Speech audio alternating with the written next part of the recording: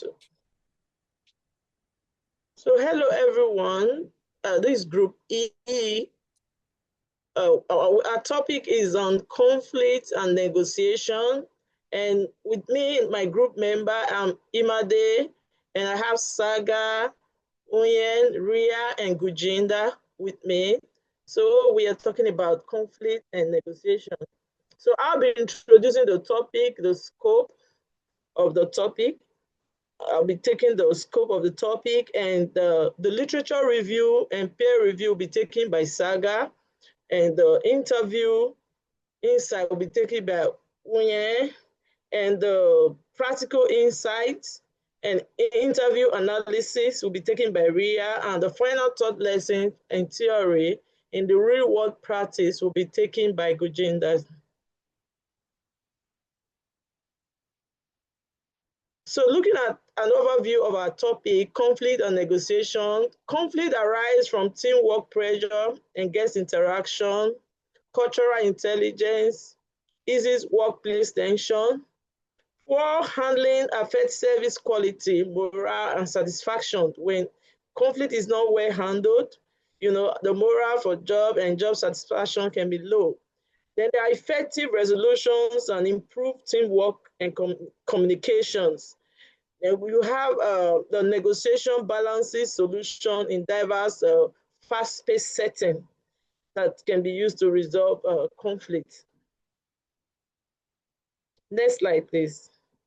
So like the role of conflict, the role of negotiation in hospitality setting. We are in hospitality setting, so we are focusing on hospitality setting when it comes to conflict resolution. So we can use use of shift swap, guest issues, and vendor talks. Like one-on-one can be used for this. Then we can encourage fair decision under pressure. Then it can enhance professionalism and flexibility when conflict is well handled. Then it can also help support team collaboration and bring about guest satisfaction. Next slide, please. But why it really matters in hospitality and tourism industry, it's a fast-paced work with constant client interaction. You always come across people, in the hospitality industry, tourism industry. So you always have to work with people. And when it comes to a diverse workforce and high guest expectation, so these things cannot be negotiated. So that's why it's good that we have a way of resolving conflicts and negotiation. So because it can result to poor handling can damage service and morale. When it's not well handled, the image of the company or the establishment can go down, and the morale of the workers also can also be affected. So an effective strategy in handling this builds stronger teams and reputation for the brand or the company that is being involved. Next slide, please. So the purpose of this topic is to examine real-world conflict and negotiation in hospitality. And it also focuses on conflict types. What causes conflict and what are the resolution strategies that can be put in place? And this topic also analyzes negotiation styles and third-party rules. So what are the things that you can put in place to negotiate if it's a conflict in the workplace, maybe between the staff, co-staff conflict, or it has to do with customers and workers, or customers and the company. So this topic helps to analyze the styles and the different measures you put in place in resolving the conflict. Then we also looked at how we could blend the theory with the real world cases and expert insights. It's hospitality business is the real world place. So how do we marry these two together? Next slide, please. So I'll be handing over to Saga to take it from here. He'll be taking the peer review article. Thank you. Thank you. Thanks for giving me a chance to speak today, and good evening, everyone. So, today my aim is not just to share my part on the presentation, but to speak in a way that clear and easy for you to follow. And I want to make sure that by the end you truly understand the idea I'm talking about. So, just one second. Yeah. For my role in this project, I researched and selected five peer-reviewed articles that focuses on conflict and negotiation in the hospitality industry. So these were not like the random choices I have made. So I picked each article carefully so that together like they would give us a complete picture of the overall movie. And I made sure like these articles were from the recent time, like 2022 to 2024, so the information is up to date and relevant to the world which we are working in. And so the article I choose cover three main points, like the burnout, trust, and powerful dynamics in the workplace. So these are the big issues in the hospitality because the industry can be like fast paced, high pressure, and very people oriented. And each article I also used have a strong academic framework, such as the Thomas Skillman conflict like mode instrument, the job demands resource model, and the idea of job embeddedness. So these models are useful because they help us organize our understanding of like workplace problem and find the better solutions for that. So but the search on its own can feel like complicated and heavy. So my part of my job was to break down like every complex theory and present it in a way that clears everyone doubt. And I wanted to make sure that my team could quickly understand each article key point and see how they connected to our course book. And At the same time, I had to make sure we don't lose the depth of the research. So it was a balanced act between the clarity and the details. And So while working on this, I noticed some interesting theories don't always match like the reality perfectly. For example, in the hospitality, informal conversations and soft skills like staying calm under pressure often make just as much as difference as the formal conflict resolution processes. So one article by Civic and the colleagues really highlighted how much these informal human aspects matter in the negotiations. For doing this research, I have taken away three like important points. And So for the points I have learned, like the first academic resources give a strong, more like reliable and and after that, we can also get the real-time examples from that as well. And from like going from this process has also helped me like growing my critical thinking and like the research skills. So I have like better understanding how we can like present, the complicated information in an easy way so that like it can it can be understand from like all people perspective. So for me, speaking clearly is not just about like using simple words. It's about knowing your topic well enough that you can explain it to anyone in a way that can be understand. Yeah. So that's what I have tried to do today. So let's wrap up my part of the presentation, and now I will pass it on to the Win, who will guide you through the like next section. Thank you.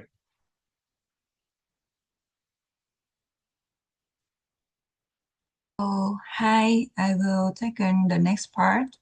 And in this research assignment, my team included next slide, please.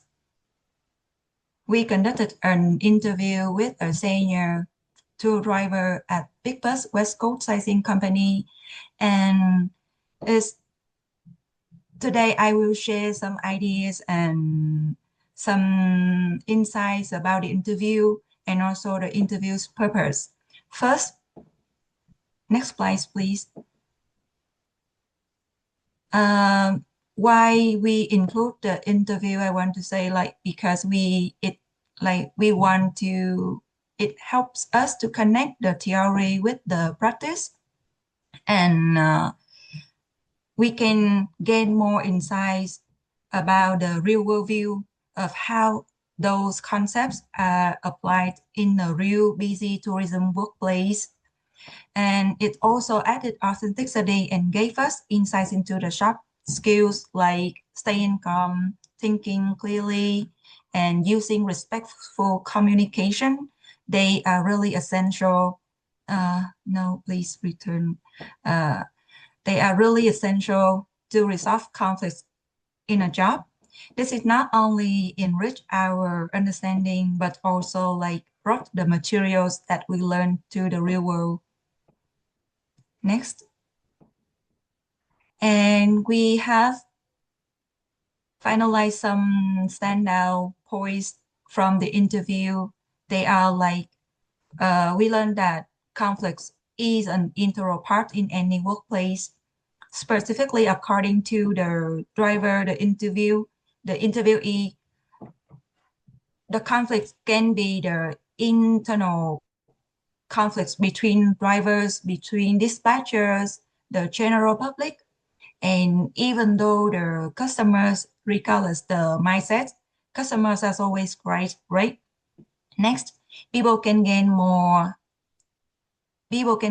beneficial outcomes if they use emotional control and factual information to resolve conflicts.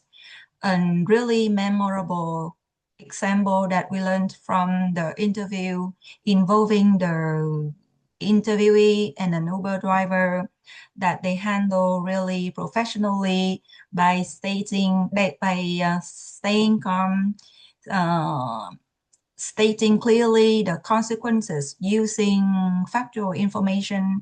He didn't jump to anger, but he relied on strong communication to resolve the issue. Finally, like negotiation can happen anywhere in the workplace. They can be like swapping routes between drivers, addressing the guest request, and also like adjusting shifts. So it's a not only formal, it's also about like strong communication and mindset. Next slide. Next, please. And in conclusion, so those lessons that we learned from doing this part, that we learned that conflicts is not always negative. It can be an opportunity for us to gain more insights, to learn more and build understandings.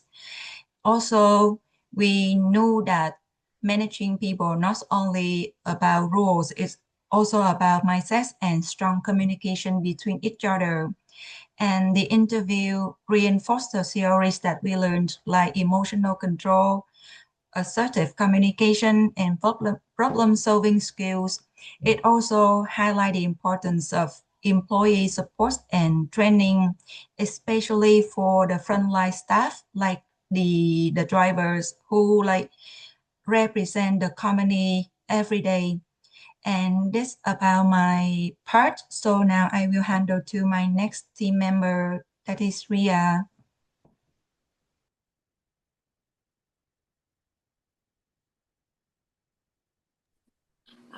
Thank you. Hi, I'll be talking about the types of conflicts experienced in the interview.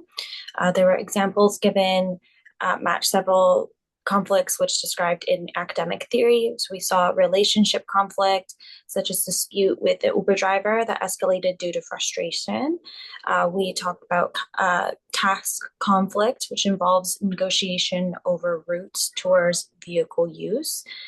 There was process conflict, such as disagreements within dispatchers about scheduling and routing. There was interpersonal conflict, which included minor tensions with coworkers and public road users. Another was interpersonal or role conflict, which balances customer satisfaction and with safety and schedules. And last but not least, there was intergroup conflict, such as disputes between drivers and administrative staffs. These examples highlight how emotions, especially frustration and anger, can be triggered in the conflict process. Next slide, please. It says within theory versus practice, the interviewee's experience fit well with the conflict process model from Langton Robbins and Judge, which was conflict perception, felt conflict, and manifest conflict. Their use of calm communication and information sharing mirrors academic recommendations for negotiation strategies, both disruptive and integrative. However, there is a difference between in perspective. The theory values constructive conflict, especially task conflict, or improving decision making, but the interviewee sees most conflict, particularly with customers, as something to avoid. They don't formally use models such as Thomas Kilmann, but their actions often reflect compromising and collaborating approaches. Next slide, please.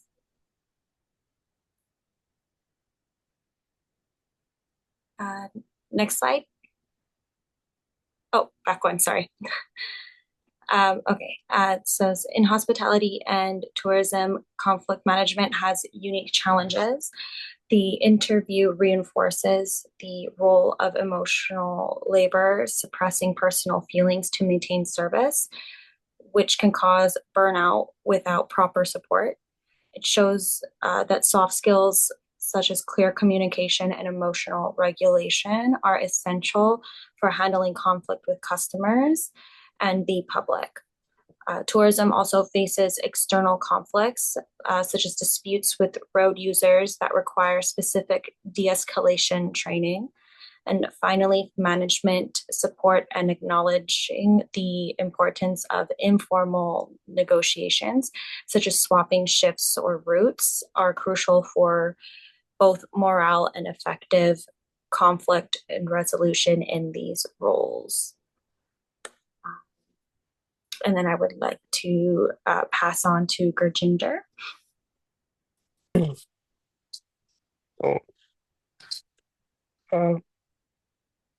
Hi everyone. Today I will share the key point from our research on conflict in the hospitality industry. So we found that conflict is a very common in hotels and restaurants because staff work under pressure and deal with many different people.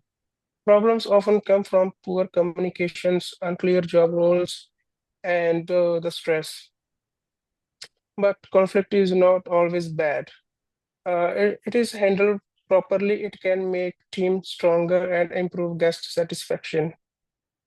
We studied the Thomas Kilmann model, which includes 5 styles of handling conflict. Among them, collaboration is the best in hospitality because it focuses on the teamwork and finding a win-win situation. So we also learned that emotional intelligence, like being calm and understanding others, is very important. So it helps people solve conflicts in a positive way. Next slide, please.